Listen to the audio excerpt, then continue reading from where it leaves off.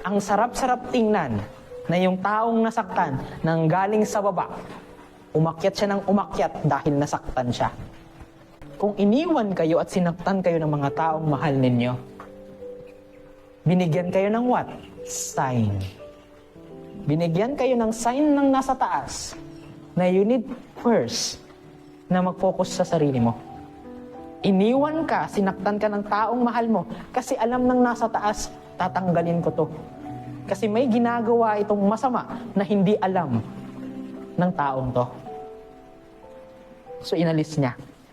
Ngayon pag alis niya, ang nasa isip ng nasa taas, okay, ikaw dapat, you must focus yourself to improve yourself to the point na pagdating ng araw, hindi kailangan gumante.